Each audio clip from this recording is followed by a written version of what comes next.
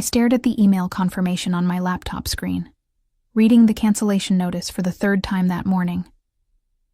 My flight to Hawaii, the one I had booked 6 months ago for my sister Victoria's destination wedding, had been canceled. Not by the airline, by my own family. The message came from my mother's email account, brief and cold. We've decided to reallocate the travel budget.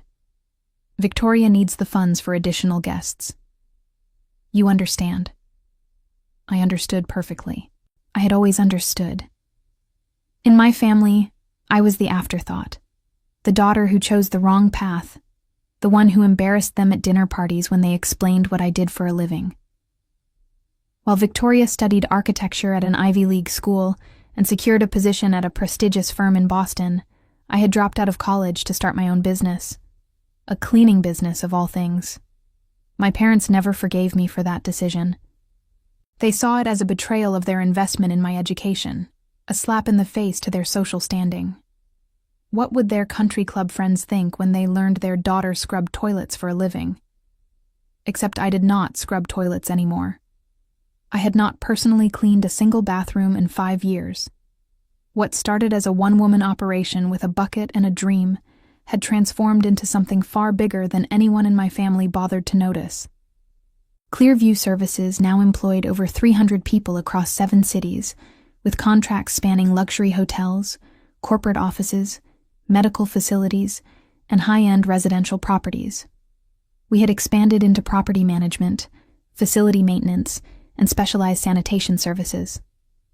Last year alone, our revenue exceeded $20 million. But my family never asked about my business. They never wanted to know how I went from cleaning houses to managing a small empire. To them, I would always be the disappointment, the black sheep who rejected their vision of success. I closed my laptop and walked to the window of my downtown Seattle apartment. The city stretched before me, gray skies, promising rain. My phone buzzed with a text message from Victoria. Mom told me about the ticket. Sorry, Audrey. You know how weddings are. Everything is so expensive. Maybe you can come visit us after the honeymoon. No apology for excluding me. No acknowledgement that this was her wedding, one of the most important days of her life, and she was letting our parents erase me from it. Just a casual suggestion that I might visit later, like I was a distant acquaintance instead of her only sister. I typed and deleted 3 different responses before settling on silence. What could I say that would penetrate the bubble of indifference my family had wrapped around themselves? My business partner Julian called an hour later.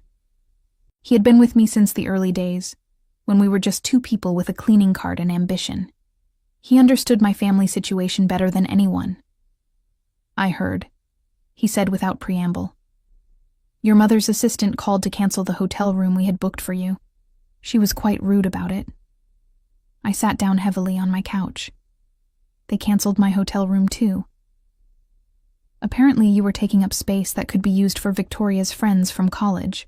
The assistant made it very clear that your presence was not essential to the wedding festivities. Julian paused. Audrey, I know you want to believe they will come around eventually, but this is beyond normal family dynamics. This is deliberate exclusion. He was right. I knew he was right. But acknowledging it meant accepting a truth I had spent years trying to deny. My family did not love me the way families should. They tolerated me at best, resented me at worst. What resort are they using? I asked suddenly. Julian seemed surprised by the question. Some place called Paradise Bay Resort on the Big Island. Why? I opened my laptop again, pulling up the resort's website. Paradise Bay Resort sprawled across 15 acres of pristine Hawaiian coastline, featuring 200 luxury suites, 3 restaurants, a world-class spa, and a private beach. The images showed palm trees swaying against turquoise water, couples dining under tiki torches, wedding ceremonies on white sand beaches. How much? I asked. How much what? How much would it cost to buy it? Julian laughed, then fell silent when he realized I was serious. Audrey, you cannot be thinking what I think you are thinking. But I was. For the first time in my life, I was thinking clearly about what I wanted versus what my family expected. They had canceled my ticket, revoked my invitation, erased me from Victoria's special day. They thought I would slink away quietly, accept my rejection with grace, maybe send a nice gift to prove I harbored no hard feelings. They thought wrong. "Find out who owns it," I said. "Find out if they are interested in selling. And Julian, I want this done quickly. The wedding is in 3 weeks." After he hung up, I sat in my apartment as rain began pattering against the windows. I thought about all the family gatherings where I had been subtly excluded, all the achievements they had dismissed, all the times they had made me feel small for choosing my own path. I thought about Victoria, who used to be my best friend before college changed her, before she learned to see me through our parents' eyes. Julian called back the next morning with information that made my heart race. Paradise Bay Resort was, in fact, for sale. The current owners, a Japanese investment group, had been trying to offload the property for 8 months. The tourism industry had taken a hit. Maintenance costs were astronomical, and they wanted out before the next hurricane season brought more financial headaches. "They are asking $38 million, Julian said. "But my contact thinks they would take 32 if we moved fast. The property is profitable, but barely. It needs significant reinvestment to compete with the newer resorts going up nearby." I did some quick mental math. I had $12 million in liquid assets. Another $8 million I could pull from investments without too much penalty. The business was worth considerably more, but I did not want to drain its operating capital. That meant I needed financing for the rest. "Set up a meeting with our banking contacts," I said, "and pull together a full financial analysis of the resort. I want to know every revenue stream, every expense, every potential opportunity." "You are really doing this," Julian said, and I could hear the mixture of admiration and concern in his voice. "Audrey, this is not just buying a resort to prove a point. This is a massive investment that will require serious management." "I know, but think about it, Julian. We have been looking at expanding into hospitality services. We already have the infrastructure for housekeeping, maintenance, facilities management. A resort property would let us test those services in an integrated environment. This could be a smart business move. And the fact that your sister is getting married there in 3 weeks?" I smiled. "Consider that a bonus." Over the next 10 days, I barely slept. My team worked around the clock to analyze the resort's financials, negotiate with the sellers, and secure financing. I leveraged everything I had built, called in every favor, and made promises to bankers who initially laughed at the timeline until they saw how serious I was. The resort was indeed profitable, but its margins were thin. The previous owners had let standards slip, cutting corners on maintenance and service to preserve cash flow. Guest reviews complained about outdated rooms, mediocre food, and inattentive staff. The property had so much potential, but it needed someone willing to invest not just money, but time and expertise. I saw opportunity where others saw problems. My company specialized in exactly what Paradise Bay needed: professional cleaning services, efficient maintenance systems, and the kind of attention to detail that transformed good properties into exceptional ones. We could turn this resort around, while simultaneously expanding our service offerings into the hospitality sector. The sellers were motivated, almost desperate. When I offered $34 million with a guarantee to close in 7 days, they practically threw the keys at me. My lawyers worked through the night drafting contracts. My accountants structured a deal that split the purchase between personal acquisition and corporate investment, and my bankers, once they understood the potential, came through with financing that made the whole thing possible. Victoria called me twice during this period. The first time, she wanted to know if I had received her wedding invitation, the physical one, even though they had canceled my travel arrangements. I told her it had arrived, thanked her, and got off the phone as quickly as possible. The second time, she asked if I was planning to send a gift from her registry. "Something nice, Audrey," she said. "Not something practical. This is my wedding, not a housewarming party." I bit my tongue so hard I tasted blood. Don't worry, Victoria. I'll send something memorable. On the 7th day, I signed the papers. Paradise Bay Resort was mine. The transaction was structured carefully. 60% owned by me personally, 40% by Clearview Services as a corporate asset. This protected my business while giving me control of the property. My lawyers set up a management structure that would shield my identity as the new owner until I was ready to reveal it. I called the resort's general manager, a competent man named Diego, who had been doing his best with limited resources. He sounded shocked when I introduced myself as the new owner. I want to be clear about something, I told him. Your job is safe. In fact, I am giving you a 20% raise and a budget to fix everything you have been complaining about for the last 2 years, but I need your complete discretion about the ownership change. As far as anyone is concerned, especially anyone asking about the wedding booking for Victoria Hayes in 2 weeks, the resort is still under the previous management. Diego was silent for a moment. The Hayes wedding. That is the one with the bride's family who keep calling with special demands and complaints about costs? I smiled. That would be them. I understand, Miss Audrey, and thank you. You have no idea how long I have been waiting for an owner who actually cares about this place. The next week was a whirlwind of activity. I flew to Hawaii 3 times, spending long hours with Diego and his team, learning every aspect of the resort's operations. I walked every hallway, inspected every room, tasted food from all 3 restaurants, and met with department heads to understand their challenges and needs. The staff was talented, but demoralized. The previous owners had treated them as expendable, denying requests for equipment upgrades, training programs, and fair wages. I changed that immediately. I approved new linens for every room, updated kitchen equipment, hired additional staff for housekeeping and maintenance, and implemented a profit-sharing program that gave every employee a stake in the resort's success. Why are you doing all this right before a big wedding? Diego asked as we reviewed the renovation schedule. Most new owners would wait until after the event to make major changes. Because I want this place to be perfect, I said.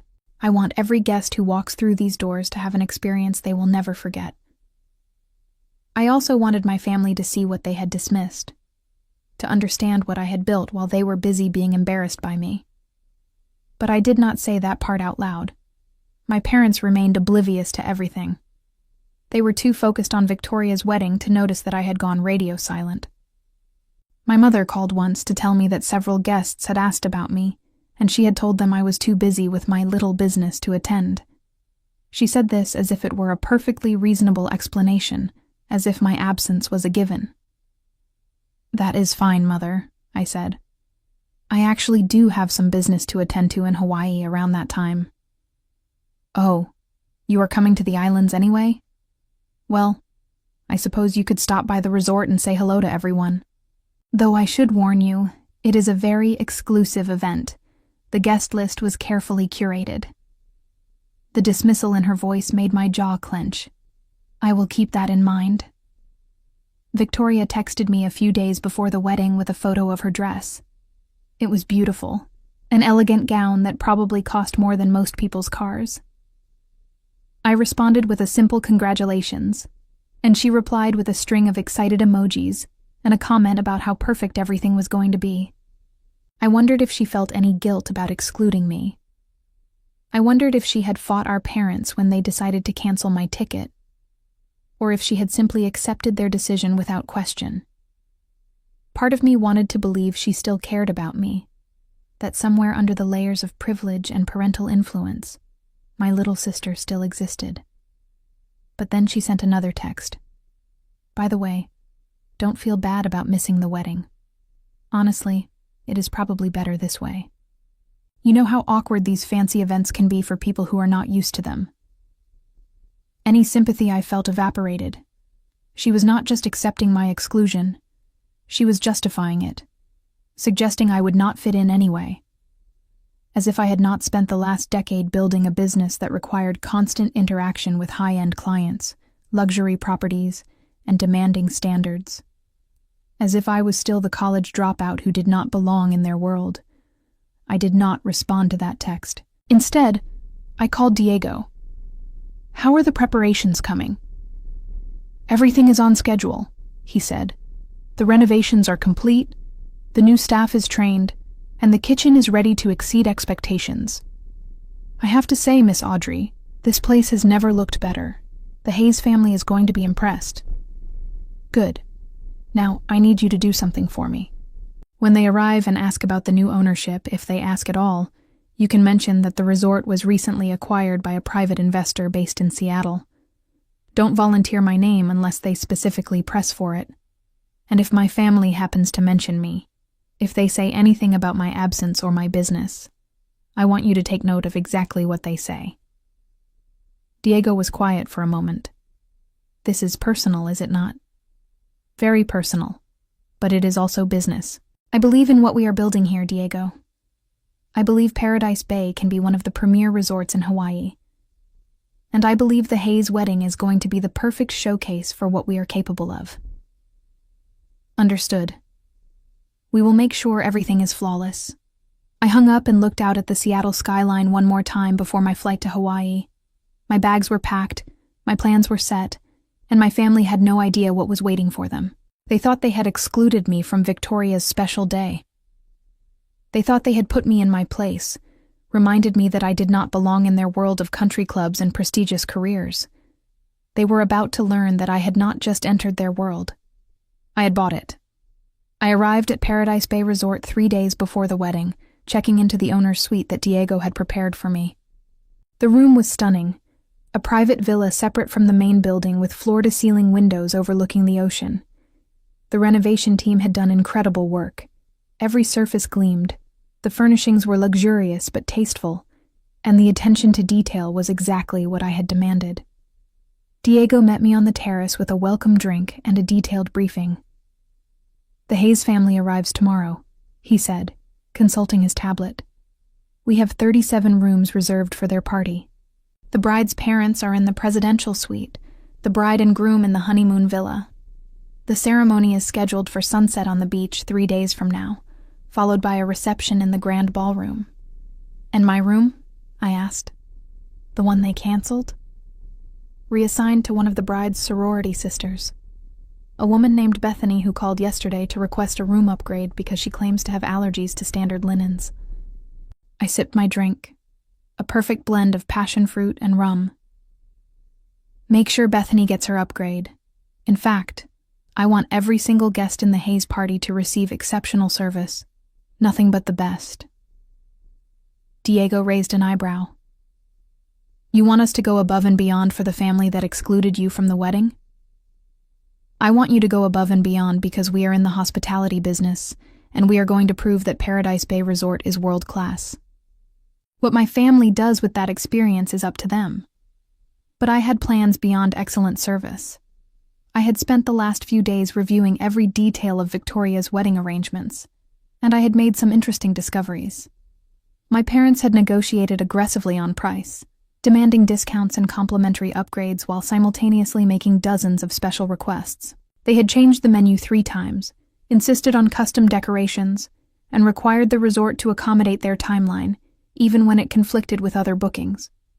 The previous owners had agreed to almost everything, desperate to keep the booking during a slow season. But I was not the previous owners. I was going to honor every agreement, provide every service, and exceed every expectation. And then I was going to make sure my family understood exactly who had made it all possible. The next afternoon, I watched from my villa as the Hayes wedding party began arriving. I recognized my mother immediately, imperious in designer sunglasses and a flowing caftan, directing staff to handle her luggage as if she owned the place. My father followed, checking his phone and looking vaguely annoyed by everything. Victoria appeared last, radiant and excited, clinging to her fiancé Nathan's arm while she pointed out features of the resort. None of them had any idea I was there. I had instructed Diego to keep my presence confidential, and the owner's villa was secluded enough that casual guests would never see it. I could move around the property freely, just another guest enjoying paradise. I decided to test this anonymity by visiting the pool area that evening. I wore a simple sundress and sunglasses, carrying a book and a glass of wine. The Hayes party had taken over the main pool, laughing loudly and calling for servers. I found a quiet corner and settled in to observe. Victoria held court in the center of the group, surrounded by her bridesmaids. They were discussing the wedding plans in voices loud enough for everyone to hear, detailing the expense and exclusivity of every element. My mother circulated among the guests, making sure everyone understood how much effort had gone into creating this perfect celebration. We had to be very selective about the guest list, I heard her tell someone. A destination wedding is such an intimate affair. We only wanted people who truly matter to Victoria. I watched her over the rim of my sunglasses, feeling the familiar sting of exclusion. But this time, the sting came with something else. A cold, clear certainty that I had made the right decision. My family did not deserve my presence at this wedding. They had made that clear through their actions. What they deserved was a lesson in consequences. One of Victoria's friends, a blonde woman who kept adjusting her designer swimsuit, complained loudly about the resort. I mean, it is pretty, but it is not exactly the Four Seasons, is it? Victoria, are you sure this was the best choice? My sister laughed. Honestly, Bethany, we had to make some compromises on budget. You know how expensive destination weddings are, but I think it is charming in a rustic sort of way. Rustic. My $34 million resort was rustic. I sipped my wine and said nothing, but I made a mental note to tell Diego about the comment. Let them think the place was charming and rustic. Their opinions would change soon enough. Nathan, Victoria's fiancé, seemed less impressed with the display of wealth around him. He sat slightly apart from the group, looking uncomfortable in swim trunks that probably cost more than his monthly rent. I had met Nathan a few times before the engagement. He was an environmental engineer from a middle-class family, someone who had earned his success rather than inherited it. I had always liked him, and I wondered what he thought of the spectacle my family was creating. As if sensing my observation, Nathan looked up and caught my eye. I tensed, worried he might recognize me, but he simply nodded politely and returned to his book. Relief and disappointment warred within me. Part of me wanted to be recognized, wanted someone from my family to notice I was there. But a larger part understood that anonymity was power right now. The next day brought more revealing moments. I had breakfast in one of the resort's restaurants, deliberately choosing a table near where my parents were dining with some of Victoria's future in-laws. The conversation was predictable. My mother dominated the discussion while my father nodded along, both of them working hard to present the image of a perfect family. We have 2 daughters, my mother was saying. Victoria, of course, who is getting married this weekend. She is an architect in Boston. Very successful, very talented. And our other daughter, Audrey, who, well, she chose a different path. The way she said different path made it sound like I had chosen a life of crime rather than entrepreneurship. I bit into my croissant and listened. What does Audrey do? Nathan's mother asked politely. My mother waved her hand dismissively. She runs a cleaning company. It keeps her busy, and I suppose she is happy with it. She could not make it to the wedding, unfortunately. Business obligations. You know how it is. Business obligations. As if I had simply been too busy to attend, rather than actively excluded.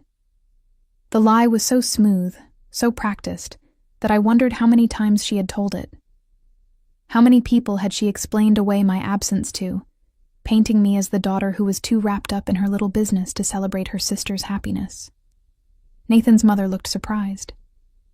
A cleaning company? That is quite entrepreneurial. How large is her business? Oh, I have no idea, my mother said with a light laugh. We don't really discuss it. You know how some people are about their work. They make it their whole identity. The irony was staggering. My family made their careers and social status their entire identity, but somehow I was the one who had gone too far in defining myself through my work. I finished my breakfast and left before I said something I would regret. Diego found me in the garden afterwards, looking concerned. Miss Audrey, One of the bridesmaids just demanded that we fire a housekeeper because she did not fold the towels correctly. The housekeeper is one of our best employees, and the towels were folded to hotel industry standard. I wanted to check with you before responding. Which bridesmaid? The blonde one, Bethany. Of course it was Bethany. I had been watching her treat the staff with casual cruelty since she arrived, snapping her fingers for service and complaining about everything from the water temperature to the thread count of the sheets. Tell Bethany that we value all our employees highly, and that the towels are folded according to luxury resort standards. If she is unsatisfied with the service, we would be happy to note her feedback for future visits, but we will not be firing anyone over towel folding. Diego grinned. She is not going to like that. Then she can take it up with the management. In fact, if she pushes the issue, tell her the new owner has very strict policies about employee treatment. See if that makes her pause. It did not make her pause. An hour later, Diego called to tell me that Bethany had demanded to speak with the owner personally, insisting that any resort worth staying at would prioritize guest satisfaction over employee feelings. She was making a scene in the lobby, and other guests were starting to notice. I made a decision. It was time to start revealing myself, piece by piece. I walked into the lobby wearing a professional linen suit, my hair pulled back, every inch the successful businesswoman I had become. Bethany was in full tirade mode, waving her arms and complaining loudly to anyone who would listen. Diego stood nearby, maintaining his professional composure while she berated him. "Excuse me," I said, approaching the desk. "I understand there is a problem." Bethany turned to me, her expression shifting from anger to relief. Finally, she seemed to think, someone who looked like management. "Yes, there is a massive problem. I demanded that incompetent housekeeper be fired, and your manager here is refusing. Do you know who I am? Do you know whose wedding this resort is hosting?" "I am aware of the Hayes wedding," I said calmly. "And I am the owner of this resort. Perhaps you could explain the situation to me directly." The lobby went quiet. Bethany's mouth opened and closed like a fish. Behind the reception desk, I saw one of the employees fighting back a smile. "You are the owner?" Bethany finally managed. "But you look so young." I smiled, a professional expression that did not reach my eyes. "I appreciate the observation. Now, about this housekeeper you wanted fired. Can you explain exactly what she did wrong?" Bethany recovered some of her bluster. She folded the towels incorrectly, and when I pointed it out, she did not even apologize properly. It was very unprofessional. "I see. And what would you consider the correct way to fold a towel?" "Well, that is not the point. The point is that I should not have to deal with substandard service at a resort like this." "You are absolutely right," I agreed. "You should not have to deal with substandard service, which is why I have spent the last 2 weeks upgrading every aspect of this resort, training staff to the highest standards, and ensuring that every guest receives exceptional care. My housekeeper folded those towels according to luxury hotel industry standards. If you have a different preference, we would be happy to accommodate that. But I will not fire an excellent employee because a guest does not understand hospitality industry protocols." Bethany's face turned red. "This is outrageous. Wait until Victoria's family hears about this. Do you know who her parents are? They will ruin you." I leaned against the reception desk, completely at ease. "Actually, I am quite familiar with the Hayes family. Please, feel free to share your concerns with them. I would be very interested to hear their perspective on the situation." Bethany stormed off, pulling out her phone as she went. I could see her texting furiously, no doubt complaining to Victoria about the terrible treatment she was receiving. Diego waited until she was out of earshot before speaking. "That was impressive, Miss Audrey. But you realize she is going to make trouble now? Let her. This is just the beginning." Within an hour, my mother called the resort demanding to speak with the owner. Diego transferred the call to my villa, and I answered on the third ring. "Paradise Bay Resort, this is Audrey speaking. How may I help you?" There was a long pause. Audrey? What are you doing answering the phone at the resort? Are you there as a guest? Something like that. What can I do for you, Mother? Her voice took on the sharp edge I knew so well. One of Victoria's bridesmaids just told me that the resort owner was incredibly rude to her. She is very upset, and frankly, so am I. We are paying a great deal of money for this wedding, and we expect better treatment. I was not rude to Bethany, I said calmly. I simply explained that we would not be firing an employee over a non-issue. Our standards are quite high here. Well, they should not be higher than guest satisfaction. I think we need to speak with someone in charge. I smiled at the ocean view from my window. You are speaking with someone in charge. I am the owner of Paradise Bay Resort. The silence on the other end of the line stretched so long, I thought she had hung up. Finally. That is not funny, Audrey. Stop playing games and put me through to the actual owner. I am the actual owner. I purchased this resort 2 weeks ago. Would you like me to send you a copy of the purchase documents? Another long silence. When my mother spoke again, her voice shook with something between disbelief and fury. You bought a resort? You bought this resort? The one where your sister is getting married? That is correct. $34 million, if you are curious about the price. It seemed like a good investment opportunity. I do not even know what to say. Is this some kind of joke? Some kind of revenge for not inviting you to the wedding? The accusation stung, because it was partially true. But only partially.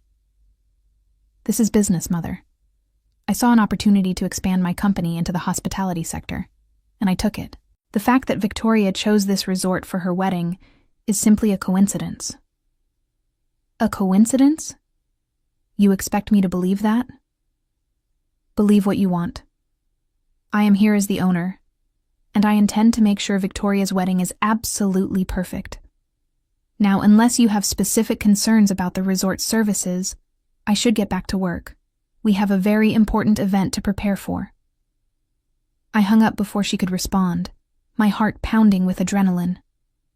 The secret was out now, or at least partially out. My mother knew, which meant my father would know within minutes, and Victoria would know shortly after that. The question was what they would do with the information. I did not have to wait long for an answer. 20 minutes later, my father called. Unlike my mother's barely controlled fury, his voice was cold and measured, the tone he used when negotiating business deals. Audrey, your mother tells me you have purchased this resort. That is correct. I see. And you did not think to mention this to your family? You did not think we might want to know that our daughter had somehow acquired $34 million and decided to invest it in a property where her sister is holding her wedding? I did not think you would be interested, I said honestly. You have never been interested in my business before. Why would this be different? Because this is not just business, Audrey. This is clearly some sort of statement. Some sort of dramatic gesture designed to... What? Prove a point? Make us feel guilty? The only point I am trying to prove is that Paradise Bay Resort provides exceptional service. I have spent the last 2 weeks upgrading every aspect of this property. Victoria's wedding is going to be beautiful. And what do you want in return? What is this really about? The question caught me off guard. What did I want? Acknowledgement? Apology? Respect? All of the above and more. But I could not say that. Instead, I said, I want to run my resort successfully. That is all.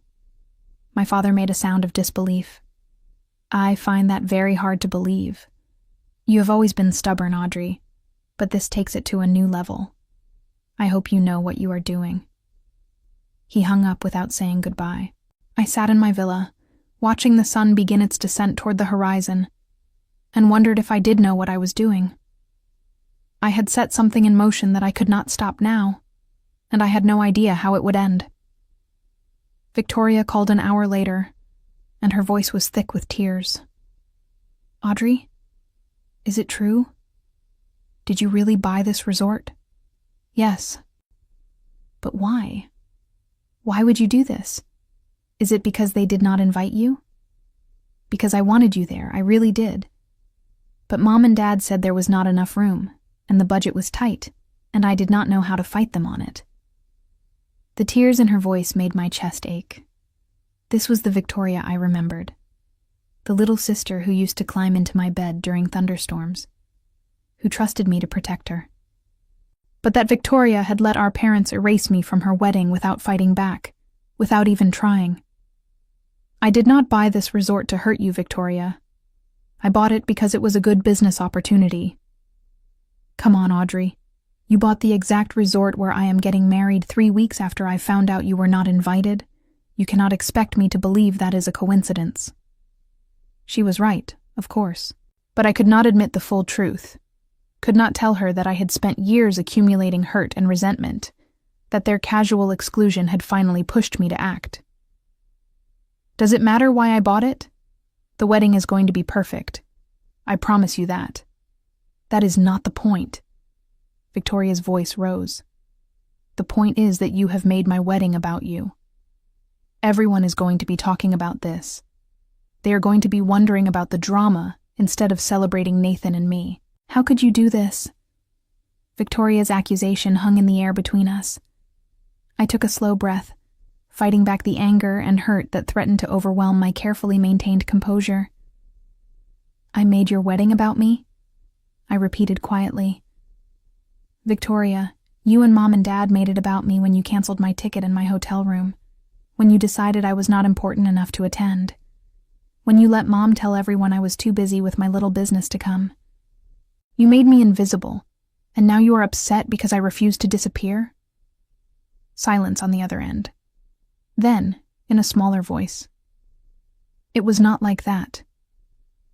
Then what was it like? Explain it to me, because from where I am standing, my own family decided I was not worth the cost of a plane ticket to see my only sister get married. The budget was tight, Victoria said, but she sounded uncertain now.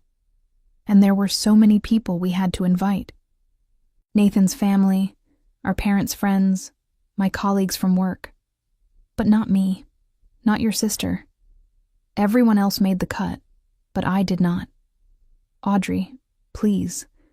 The wedding is in 2 days. Can we please not do this now? I closed my eyes, feeling the weight of years of dismissal and diminishment pressing down on me. You are right. We should not do this now. Your wedding should be perfect, and I meant what I said. I am going to make sure it is. But Victoria, after this is over, we need to have a real conversation about our family and the way I have been treated. Okay, she whispered. Okay. After she hung up, I sat on my terrace and watched the stars emerge over the ocean. Part of me wanted to call her back, to apologize, to make everything smooth and easy the way I always had. But I was tired of being the one who always accommodated, who always made myself smaller to fit into their world. I had bought this resort, yes, partially as revenge, but also as proof that I had built something substantial on my own terms. They could acknowledge that or not. The choice was theirs. The next day, the day before the wedding, I decided it was time to make my presence fully known. I had Diego arrange a meeting with all the wedding vendors, the florist, the photographer, the caterer, the musicians. They gathered in the resort's conference room, looking confused about why the new owner wanted to see them. I stood at the head of the table, wearing a crisp white shirt and tailored pants, every inch the professional businesswoman. Thank you all for coming. I wanted to introduce myself and make sure we are all aligned for tomorrow's event. I am Audrey, the new owner of Paradise Bay Resort. Some of you may also know me as the bride's sister. The room erupted in whispers.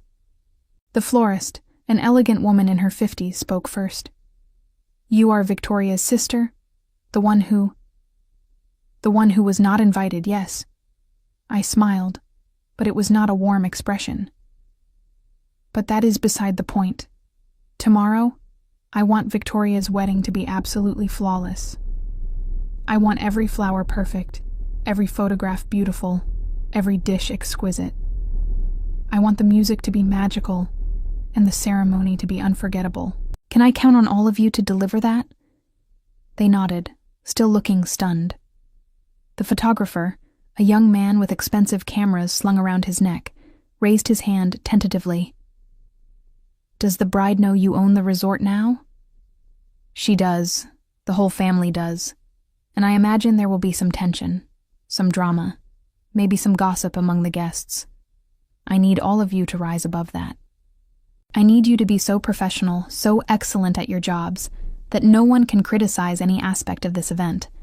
Can you do that? Why? The caterer asked bluntly. Why do you want to make it perfect for them after they excluded you? I considered the question carefully. Because my sister deserves a beautiful wedding, regardless of how her family treated me. Because I am a professional, and I deliver exceptional service to all my clients. And because... I paused, allowing myself a small, genuine smile. Because the best revenge is not sabotage. It is succeeding so brilliantly that they cannot help but see what they dismissed. They understood. I could see it in their faces, the shift from confusion to respect. These were people who had built businesses through hard work and dedication, just like me. They knew what it meant to be underestimated. The rest of the day was spent in final preparations. I walked the beach where the ceremony would take place, checking every detail. The chairs were arranged in perfect rows, white fabric billowing gently in the ocean breeze. The archway where Victoria would take her vows was covered in tropical flowers, plumeria, orchids, hibiscus, creating a riot of color against the blue sky. The path she would walk was lined with tiki torches, ready to be lit at sunset. It was beautiful. It was perfect. It was everything a bride could want. My parents avoided me all day. I saw them from a distance, talking urgently with wedding guests, no doubt explaining the awkward situation of the resort owner being the excluded sister. I wondered what story they were telling, how they were spinning this to maintain their image of the perfect family. The wedding day dawned clear and beautiful, the kind of perfect Hawaiian morning that seemed designed for celebrations. I watched the sunrise from my villa, drinking coffee and trying to calm the butterflies in my stomach. Today, everything I had worked for would come together. Today, my family would see exactly what I had accomplished. I dressed carefully, a simple but elegant dress in soft blue, understated jewelry, minimal makeup. I was not trying to upstage the bride, but I was also not going to hide. I was the owner of this resort, and I would conduct myself accordingly. Diego met me for a final walkthrough at 9 a.m. Everything is ready, he reported. The kitchen is prepared. The staff is briefed. The beach setup is complete. Miss Audrey, I have been in hospitality for 20 years, and I have never seen a more thoroughly planned event. Any issues with the family? He hesitated. Your mother requested to see the bills this morning. She seemed shocked by the final total. What did you tell her? That all charges were exactly as agreed upon in the original contract. She insisted there must be errors, that the previous owners had promised certain discounts. I showed her the documentation. Everything is legitimate. I nodded. My parents had negotiated aggressively with the previous owners, demanding discounts and complimentary services. Those owners had agreed to almost everything, desperate for the booking. But I had honored only the terms in the actual signed contract, nothing more. The verbal promises and implied discounts were not my problem. This was business, after all. The ceremony was scheduled for 5 p.m., time to end just as the sun touched the horizon. I spent the afternoon in my villa, watching the guests arrive and gather. They were dressed in wedding finery, laughing and taking photos, completely unaware of the undercurrents swirling through the event. At 4 p.m., Diego called. Miss Audrey, your mother is asking for you. She is in the bridal suite with Victoria. My heart sank. I had hoped to avoid any confrontations before the ceremony, but apparently that was not going to happen. I made my way to the bridal suite, knocked once, and entered. Victoria stood in front of a full-length mirror, wearing her wedding gown. She looked stunning, exactly like the bride she had always dreamed of being. My mother sat nearby, already dressed in an elegant mother-of-the-bride outfit, her expression cold and controlled. "Audrey," my mother said without preamble, "we need to discuss the bill." "The bill is exactly as contracted," I said calmly. "Every charge is documented and legitimate. The previous owners promised us discounts. They promised complimentary upgrades and services. You cannot simply ignore those agreements. Those promises were verbal. They are not in the contract. I am honoring everything that was agreed to in writing. If the previous owners made additional promises, that is between you and them, not me." My mother's face flushed with anger. "This is extortion. You are taking advantage of your sister's wedding to extort money from your own family." "I am running a business according to standard industry practices. If you feel the charges are unfair, you are welcome to dispute them through proper channels after the wedding. But right now, I suggest we focus on making sure Victoria has a beautiful ceremony." Victoria had been silent through this exchange, staring at her reflection. Now she turned to face us, and there were tears in her eyes. "Can you two please stop? Please? This is my wedding day. I do not want to spend it listening to you fight about money." My mother and I both fell silent, properly chastised. Victoria was right.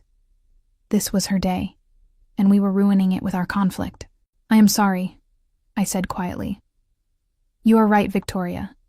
Today is about you and Nathan, not about me or money or family drama. You look beautiful, and you are going to have a perfect wedding. I promise." My mother said nothing, but she stood and smoothed her dress, preparing to leave. At the door, she paused and looked back at me.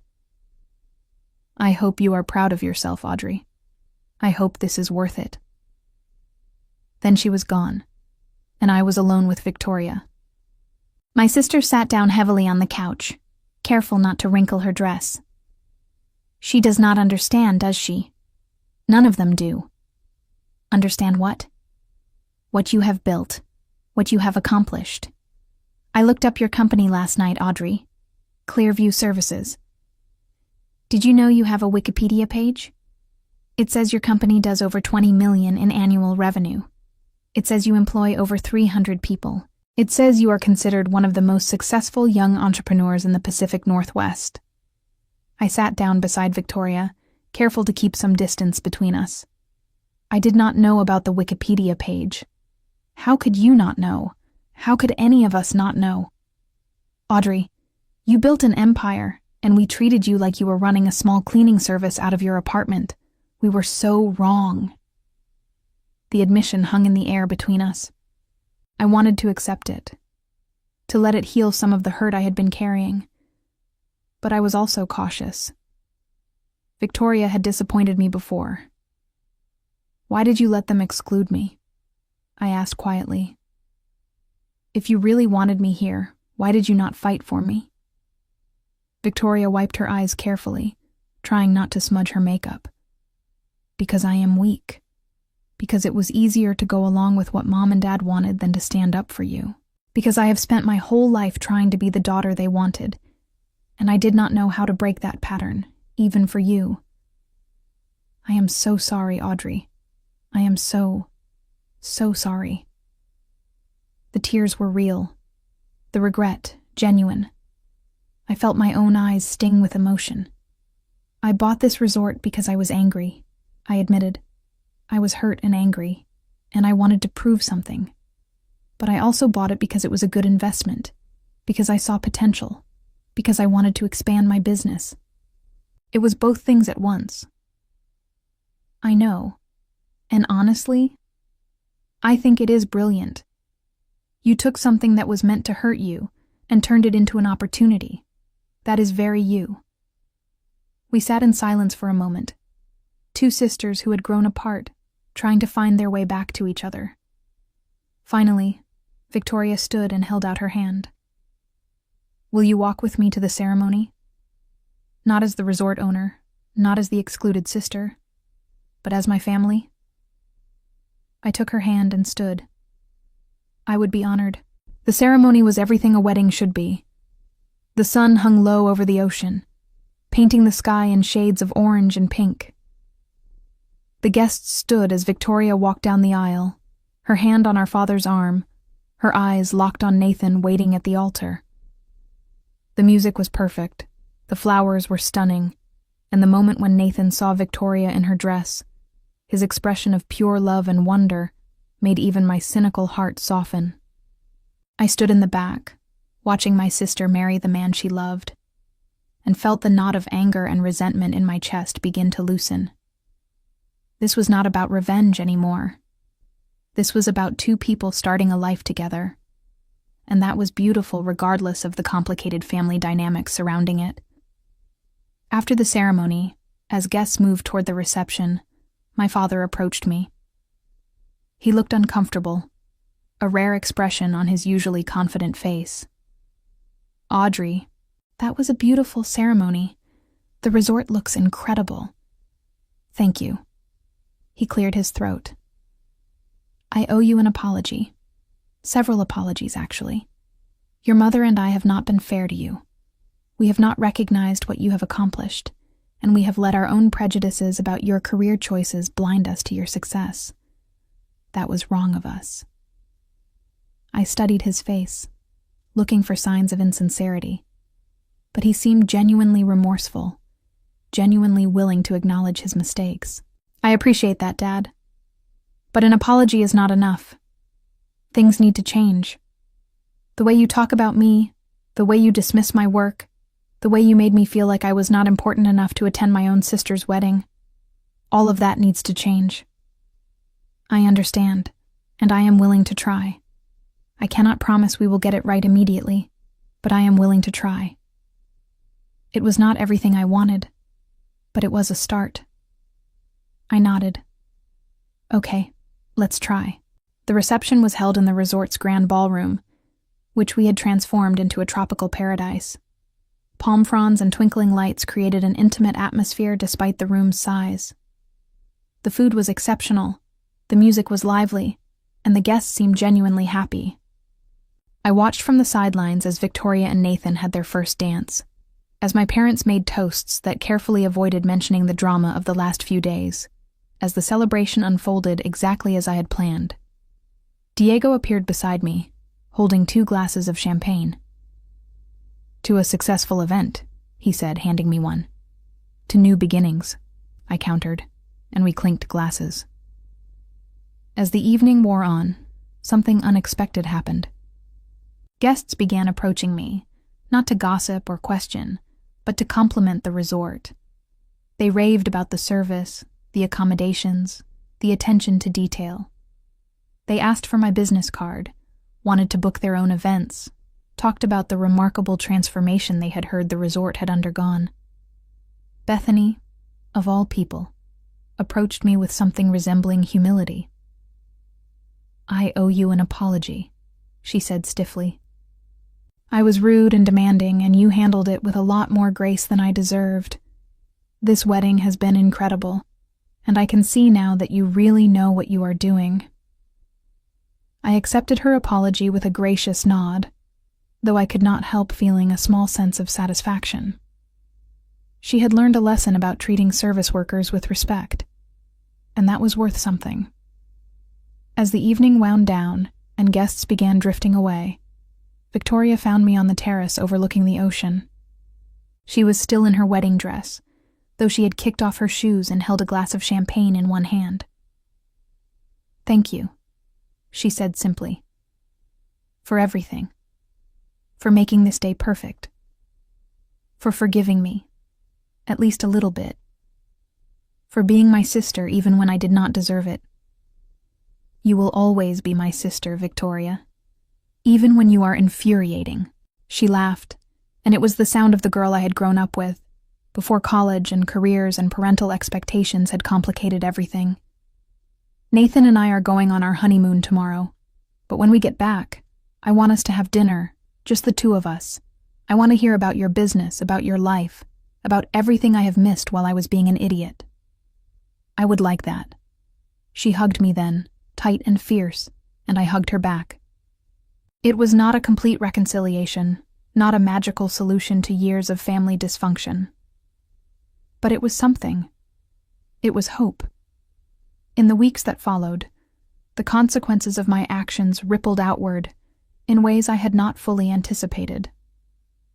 My parents, forced to confront their dismissal of my success, became more cautious in their interactions with me. They asked about my business, attended a Clearview Services event, and slowly began to understand what I had built. It was awkward at first, stilted conversations where everyone tried too hard, but gradually it became more natural. My mother, in particular, seemed shaken by the revelation of my success. She had defined herself so much by her daughter's achievements that my invisible accomplishments threw her entire worldview into question. She eventually admitted, during a difficult conversation 3 months after the wedding, that she had been jealous. Jealous that I had succeeded without her approval, without following her plan, without needing her validation. It was an honest admission that cost her pride to make, and I respected her for it.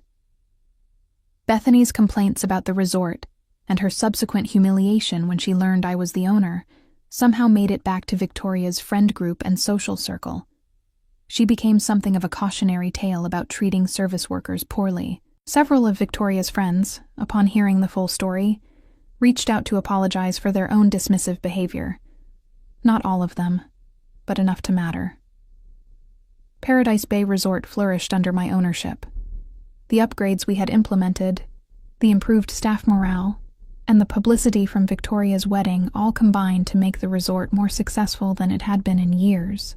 We became known as the place where the owner had hosted her own sister's wedding despite being excluded from it, and surprisingly, that story attracted rather than repelled potential clients.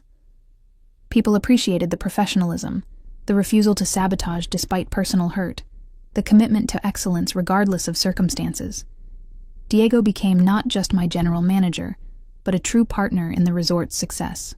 Together, we implemented more changes, brought in more corporate clients from Clearview Services, and established Paradise Bay as a premier destination. Within a year, the resort was not just profitable, but thriving, and my initial investment was looking smarter every day. Victoria and Nathan became regular visitors, bringing friends and colleagues who needed event venues or vacation getaways. My sister transformed from someone who barely knew what I did for a living to one of my most enthusiastic advocates. She told anyone who would listen about her sister who owned a resort in Hawaii, who had built a multi-million-dollar company from nothing, who had turned exclusion into opportunity. As I stood on the beach one evening, a year after the wedding, watching the sunset paint the sky in brilliant colors, I thought about revenge and what it really meant. I had set out to prove a point, to show my family what they had dismissed, to make them see me. And I had succeeded in that goal. But the real victory was not in their discomfort or realization. The real victory was in knowing that I had built something meaningful, something that would outlast any family drama or personal slight. I had created jobs, provided excellent service, turned a struggling property into a thriving business. I had done it my way, on my own terms, without waiting for anyone's approval. My family had taught me an important lesson when they canceled my ticket. I did not need their validation to know my worth. I had known it all along, buried under years of doubt and hurt and the desperate desire to fit into their vision of success. When they excluded me, they had actually freed me to embrace my own path completely. Revenge, I realized, was not about making others suffer. It was about refusing to let their judgment define you. It was about succeeding so completely in your own right that their opinions became irrelevant. It was about building something beautiful from the ashes of rejection. I had bought a resort to prove I mattered. But in the end, I did not need the resort to prove anything. I had always mattered. I had always been enough. It just took them canceling my ticket for me to finally see it clearly.